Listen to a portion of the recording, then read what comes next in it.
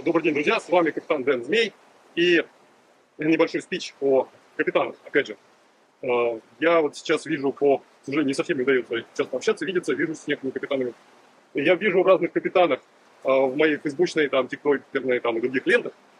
И я вижу, что это нелегкая работа. Ну, я по себе знаю, я работаю, скажем так, не сильно напряжно. Опять же, потому что у меня нет каких-то обременений, у меня сейчас нет семьи, у меня нет постоянного дома, я живу на лодке. Ну, в общем-то, у меня мало забот, поэтому я могу себе позволить работать no hard working, да, то есть не работать тяжело, not working hard.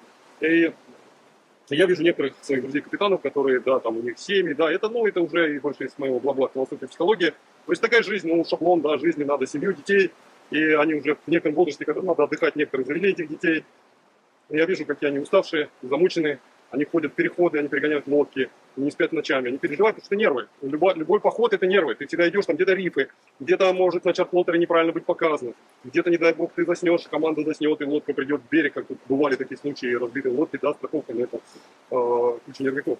Могут быть какие-то неполадки, неисправности, там, въезжают какие-то балкеры, там, большие суда, невзирая на всю навигацию, там, навигационные приборы, случаи такие бывают. Поэтому работа капитана, она связана с нервами. Опять же, это постоянно солнце, не всегда ты успеваешь, там, даже если этот крем, там, не думаешь об этом, думаешь, я вроде привыкший, намазаться, кожа сохнет, кожа стареет, и капитаны выглядят некоторые замученными, уставшими и старшего возраста. Вот. Exception, конечно, бывает, то есть это другие люди, это которые капитаны выходного дня, которые имеют какую-то работу, устаканившуюся, там, которые дают постоянный доход, им не надо, там, скажем так, hard working, может быть, они по-своему тяжело работают, но они живут в доме, они там по какому-то режиму, встают, пускай даже в 6-7 утра, они правильно питаются, пьют соки, там, не знаю, делают джогинг, пробежку.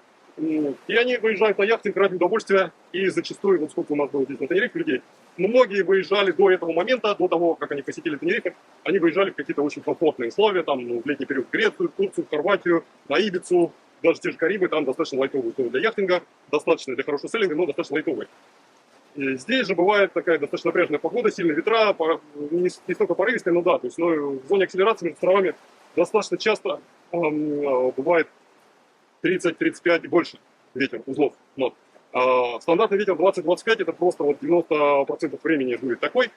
И, естественно, это как бы, ну, 20 это еще такой относительно учебный, а больше это некоторых людей напрягает. Опять же, это океан, здесь обычно океан волнистый, это сейчас я вот снимаю на берегу сегодня относительно спокойный, но, тем не менее, он бывает очень волнистый, волны 2 метра и больше. И это такое некоторое испытание для не очень опытных яхтсменов и особенно капитанов, особенно заходы в порты. Ну и вообще пересечение океана, оно такое немножко напряжное. То есть если в спокойных условиях ночью яхта идет и пассажиры могут спокойно спать с небольшим покачиванием, как в колыбельке, то здесь зачастую ночной переход для экономии времени, чтобы днем где-то погулять. Значит, капитан не выспится, он с вами гулять точно не пойдет, скорее всего, он будет там отдыхать минимум полдня. Да и команда тоже может нифига не выспаться, потому что сколько у меня было людей, там больше десятка, там несколько десятков выходов по островам, там недельных и плюс-минус. И полно было случаев, когда люди просто вот, как бы, они не могли спать, потому что ты качка внутри там колбасит, они не привыкшие, они сидели наверху с круглыми глазами, такими охреневшими, в темноте это еще в 2 раза, 3 раза страшнее, плещут там волны огромные, забрызгиваются в кокпит, вот, лодка идет под хорошим креном, если это, ну, как бы парусная, понятно, не на парусном пути. То есть это такое некое испытание. И у меня тоже были такие случаи, что после перехода я как выжатый лимон. Благо, что я не как трамвайчик работаю, у меня обычно даже дневные выходы случаются нечасто, ну так у меня настроена работа, я учусь сейчас, там, другими делами занимаюсь. Но, как бы, да, ты такой уставший, и лицо бывает обгорелое, и даже несмотря на мой смуглый уже загар, корки там были, и у меня после этого просто, наверное, месяц я вот был такой вид, как старикан, такой сморщенный, обгоревший, там, какой-то это. Это непростая работа, и 10 раз подумайте, а надо оно вам, то есть, может быть, выбрать какую-то другую профессию, а капитанство оставить как хобби. Ну, это такое, философия капитанства, бла-бла, где-то. Спасибо, с вами был Дэн.